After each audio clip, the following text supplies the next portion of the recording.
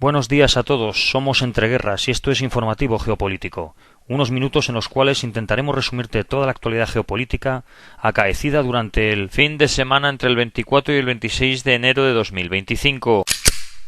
En Ucrania, el Ministerio de Defensa ruso afirma que sus unidades de asalto han logrado dividir el asentamiento de Velika Novosilka, cerca de Pokrovsk, en dos partes, bloqueando a los grupos armados ucranianos y comenzando su eliminación para tomar la ciudad por completo.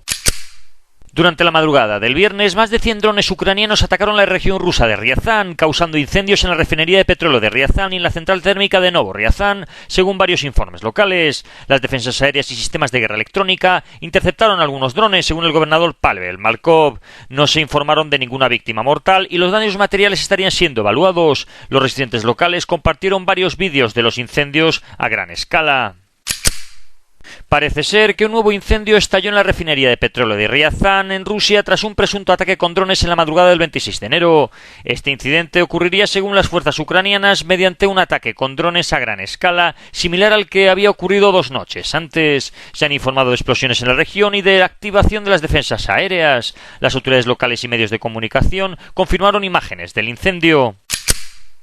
En un artículo de opinión publicado el viernes en el Kyiv Independent, se argumenta que la sociedad ucraniana se enfrenta a un rechazo generalizado hacia la movilización militar, con millones de hombres evitando actualizar sus datos de alistamiento y oponiéndose al envío de soldados jóvenes al frente, así como de otras ramas al cuerpos de infantería. A pesar de ello, la resistencia política y la falta de consenso entre gobierno y oposición no hacen más que complicar la respuesta nacional. El artículo subraya que los ucranianos deberían liderar la defensa de su democracia para lograr negociaciones más favorables y evitar que el enemigo ruso avance territorialmente. Al día siguiente se conoce que la Oficina Presidencial de Ucrania estaría desarrollando enmiendas para incentivar el reclutamiento voluntario de hombres de 18 a 25 años para el servicio militar. Según Mykola Shur, se busca implementar contratos voluntarios para este grupo de edad, que actualmente no estaría sujeto a movilización obligatoria, ofreciendo incentivos económicos y de otro tipo. Estas propuestas tendrán que ser revisadas próximamente por el Estado Mayor del Comandante en Jefe Supremo. El presidente Volodymyr Zelensky ha subrayado este fin de semana que cualquier negociación de paz con Rusia debe incluir a Ucrania para que los resultados sean significativos y efectivos. Ha comentado que aún no se ha acordado un formato común para las conversaciones y ha enfatizado que excluir a Ucrania haría que las negociaciones careciesen de resultados concretos relacionados con la seguridad regional y el fin de la guerra. Por otro lado, en una entrevista con Fox News, Donald Trump ha afirmado que Ucrania no debería haber combatido contra Rusia tras la invasión de esta, sugiriendo que Volodymyr Zelensky podría haber llegado a un acuerdo con Vladimir Putin en los primeros meses para evitar la guerra. Según Trump, Ucrania se enfrentaba a un enemigo mucho más poderoso y enfatizó la diferencia en capacidades militares, comparando la cantidad de tanques de cada lado. Concluyó que en estas circunstancias la lucha para Ucrania no era viable. El Departamento de Defensa de los Estados Unidos también ha confirmado que la nueva congelación de 90 días de la ayuda exterior bajo la administración de Donald Trump no afecta al apoyo militar ucraniano. La moratoria solo se aplicaría a gastos no militares como la ayuda económica, reconstrucción y ayuda humanitaria. Según el Pentágono, la asistencia de seguridad a Ucrania continúa sin restricciones. Además, se ha aclarado que el personal del Pentágono asignado a Ucrania permanece en sus funciones, disipando preocupaciones sobre sus posibles despidos. En este sentido, Estados Unidos estaría considerando también usar activos rusos congelados para comprar armas estadounidenses destinadas a Ucrania, según Keith Kellogg, enviado de paz de Donald Trump a Ucrania. Este enfoque buscaría fortalecer la defensa ucraniana mientras apoya a la industria militar estadounidense. Aunque esta idea no es definitiva, Kellogg ha afirmado que sigue siendo un tema de discusión dentro del gobierno de Trump como parte de una solución integral al problema. Ucrania y Suecia habrían avanzado en el desarrollo de capacidades de ataque de largo alcance tras una reunión en Kiev entre el viceministro de Defensa ucraniano, Sergei Boev, y Johan Axelsson, representante de Suecia. Axelsson ha anunciado que Estocolmo prepara su mayor paquete de ayuda militar a Ucrania desde el inicio de la invasión rusa, que sería el 18º desde el comienzo del conflicto. En Oriente Próximo, el ejército israelí informó el viernes sobre un ataque con un dron contra un vehículo que transportaba un escuadrón terrorista en Kabatilla, en la ciudad cisjordana próxima a Jenin, donde continúan los combates en el campo de refugiados. Según 2 fuentes del Congreso informadas sobre la inteligencia estadounidense, Hamás habría reclutado entre 10.000 y 15.000 miembros desde el comienzo de la guerra. Durante ese tiempo, el grupo palestino habría pedido un número similar de combatientes, por lo que sus números se quedarían exactamente igual que antes del conflicto. Lo que ha traído la atención durante el fin de semana en la zona es la liberación de 4 soldados israelíes retenidas por Hamás, que marcó un paso significativo en el intercambio de rehenes entre Israel y los grupos palestinos. Las soldados fueron entregadas en Gaza por Hamás, quienes realizaron una ceremonia propagandística antes de su liberación. A cambio, Israel liberó cientos de prisioneros palestinos, incluyendo algunos deportados a Egipto debido a consideraciones de seguridad. Sin embargo, Israel ha condicionado el regreso de palestinos al norte de Gaza hasta que no se produzca la liberación de la rehén civil Arbel Yehud. Las tensiones han aumentado debido a una supuesta violación del acuerdo por parte de Hamás en este punto. Por su parte, la Agencia de Refugiados Palestinos de Naciones Unidas ha dicho el domingo que Israel le había ordenado desalojar sus instalaciones y cesar todas sus operaciones en la ocupada Jerusalén Oriental antes de este jueves. El organismo ha afirmado que dicha orden es contraria a las obligaciones internacionales de Israel como Estado miembro de las Naciones Unidas. Por su parte, el presidente Donald Trump ha levantado el veto que había impuesto su predecesor Joe Biden sobre el envío de bombas de 2.000 libras a Israel, según ha anunciado en Truth Social.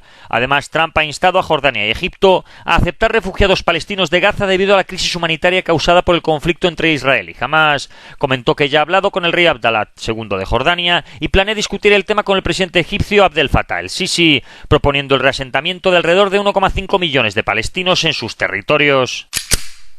El primer ministro israelí Benjamin Netanyahu ha declarado que Israel no puede cumplir con el plazo de 60 días para retirarse completamente del sur del Líbano, previsto para el domingo 26 de enero. Netanyahu ha condicionado la retirada al despliegue efectivo del ejército libanés en las áreas abandonadas y a la retirada de Hezbollah al norte del río Litani. Por su parte, Hezbollah insiste en que cualquier incumplimiento del acuerdo será inaceptable y exige la retirada total de las fuerzas israelíes según lo pactado. El ejército libanés, por su parte, acusa a Israel de haber retrasado de forma deliberada su retirada del territorio libanés, lo que habría dificultado su despliegue al sur del río Litani. De hecho, el ejército libanés continúa anunciando durante el fin de semana su despliegue en varios pueblos en la parte suroccidental de la frontera con Israel, concretamente en las localidades de Sherin, Al-Jebire, Kafdal, Debel, Hanin y Beit Liv, después de la retirada de los israelíes. En claro contraste con las palabras del primer ministro israelí Benjamin Netanyahu, el ejército libanés anunció el sábado de la toma de varios centros que pertenecían a escisiones del FLP y Al-Fatah. Esta operación se habría realizado en las proximidades del campamento de El-Badi en Trípoli, en el marco de las operaciones para ampliar la soberanía del Estado libanés en su territorio nacional. El domingo se produciría un hecho grave en el que Israel mató a varias personas, incluyendo un soldado libanés, en un intercambio de disparos en el sur del Líbano, el día en el que las fuerzas israelíes deberían haberse retirado en virtud del acuerdo de alto el fuego. Al menos otras 83 personas habrían resultado heridas, aunque el balance sigue siendo muy confuso. Según parece, las fuerzas israelíes abrieron fuego en al menos 2 ciudades fronterizas contra ciudadanos que intentaban regresar a sus aldeas, según el Ministerio de Salud Pública del Líbano. Por su parte, un oficial israelí informó que tras finalizar la tregua de 60 días, cientos de libaneses, incluidos agentes de Hezbollah, intentaron regresar a sus pueblos al sur del Líbano. Israel no habría completado su retirada, argumentando que el acuerdo requiere primero el despliegue del ejército libanés y la retirada de Hezbollah. Las fuerzas de defensa israelíes respondieron con disparos y, según este oficial, se causaron 15 muertos. El incidente estaría bajo investigación mientras se negocia extender el alto el fuego y una retirada gradual israelí mucho más extendida.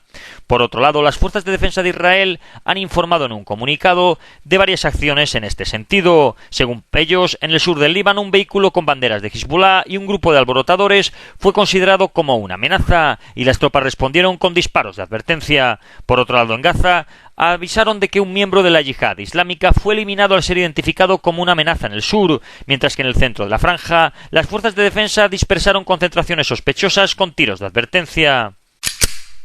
El príncipe Faisal bin Farhan de Arabia Saudita se ha reunido con el dirigente islamista de Siria, Ahmed al-Golani, en Damasco para discutir el levantamiento de sanciones internacionales contra Siria. En su primera visita oficial tras la caída de Bashar al-Assad, el enfoque estuvo en promover la estabilidad, reactivar instituciones y acelerar la eliminación de sanciones. Faisal subrayó que en este sentido Arabia Saudí dialoga con Estados Unidos y la Unión Europea, con respuestas muy positivas.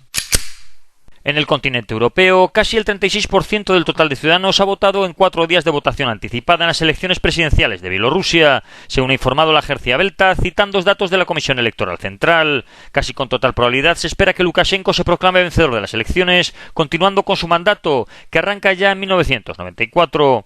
Por otro lado, el presidente ha avisado que necesitará un sistema de misiles Oreshnik de fabricación rusa para garantizar su seguridad. Además, también ha dicho que este sistema se desplegará tan pronto como se fabrique en Rusia. Decenas de miles de personas protestaron en Eslovaquia el viernes contra el primer ministro Robert Fico, criticando su acercamiento a Rusia y la inacción de su gobierno ante los problemas políticos. En Bratislava unas 60.000 personas se congregaron en la Plaza de la Libertad, mientras que manifestaciones similares han ocurrido en hasta 20 ciudades, con una participación total estimada de 100.000 personas. La oposición planea una moción de censura, aunque el gobierno mantiene una mayoría frágil que hará que sobreviva previsiblemente. Por otro lado, el primer ministro eslovaco Robert Fico vinculó las protestas masivas en su contra con un supuesto plan de la oposición para derrocar a su gobierno, basándose en un informe secreto del Servicio de Inteligencia publicado el martes. Según Fico, este plan incluiría ocupar edificios gubernamentales y provocar enfrentamientos con la policía y las fuerzas de seguridad. La oposición ha rechazado estas acusaciones, señalando que el informe se usa con fines políticos. Los organizadores de las manifestaciones, pertenecientes a Paz para Ucrania, también negaron las afirmaciones y acusaron a Fico de sembrar el miedo en la población.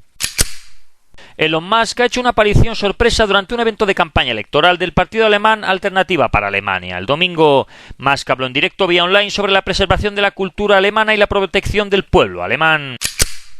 En Transnistria, región separatista respaldada por Rusia, se han registrado protestas exigiendo a Moldavia que permita el tránsito de gas ruso en medio de una crisis energética severa. Los manifestantes han denunciado genocidio debido a la falta de suministro y han advertido que las reservas de gas podrían agotarse en 2 días. Mientras Moldavia acusa a los líderes prorrusos de organizar las protestas, los llamamientos a la acción se intensifican con carteles que exigen el acceso al gas.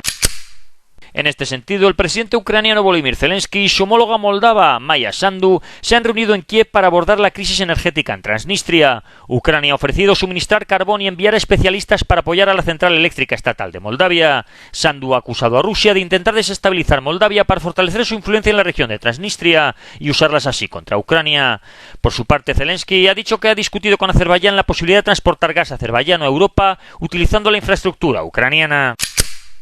El general Robert Brieger, presidente del Comité Militar de la Unión Europea, ha sugerido en una entrevista que sería estratégico estacionar tropas de países europeos en Groenlandia. Esta idea surge en respuesta al interés declarado de Donald Trump de adquirir el territorio y por las tensiones derivadas del deshielo en el Ártico, que involucran a Rusia y China. Aunque esta decisión requeriría aprobación política, Brieger destacó la relevancia de reforzar la presencia militar en esta región estratégica. En Rusia, el presidente Vladimir Putin ha criticado la postura de Ucrania sobre las negociaciones, calificando el liderazgo ucraniano como ilegítimo y declarando que el decreto de Zelensky que prohíbe el diálogo hace inviables las conversaciones serias. Putin ha elogiado la relación profesional y pragmática con la actual administración de Estados Unidos, pero también ha insinuado que si Donald Trump hubiera ganado las elecciones de 2020, la crisis de Ucrania podría haberse evitado. Además, ha reiterado que Moscú está abierta al diálogo, pero acusa a Kiev de obstruirlo constantemente. El Kremlin también ha expresado su interés de reanudar las negociaciones sobre el desarme nuclear con la administración de Donald Trump. Dmitry Peskov, portavoz del Kremlin, ha afirmado que Rusia desea iniciar el proceso lo antes posible, señalando que la falta de contactos sustantivos proviene de la administración estadounidense. En Estados Unidos, aviones militares C-17 comenzaron a sacar inmigrantes retenidos en el país durante el día. El viernes, el Pentágono informó que el ejército estadounidense proporcionaría vuelos para las deportaciones de más de 5.000 inmigrantes detenidos en El Paso, Texas y San Diego, California. Los primeros 1.500 soldados ya están en la frontera entre Estados Unidos y México, mientras el gobierno de Trump lanza operativos a nivel nacional para identificar a personas en situación irregular. En reacción a la postura de Trump, México ha movilizado tropas hacia la frontera. En un principio, México rechazó una solicitud de Washington para permitir que un avión militar estadounidense que iba a deportar migrantes aterrizase en el país. Sin embargo, varios aviones militares realizarían más tarde 2 vuelos similares, cada uno con 80 inmigrantes a Guatemala.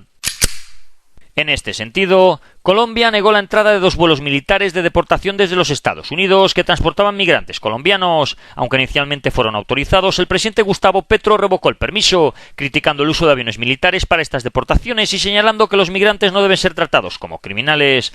Petro enfatizó que Colombia recibirá a sus ciudadanos en aviones civiles, demandando respeto y dignidad en el proceso.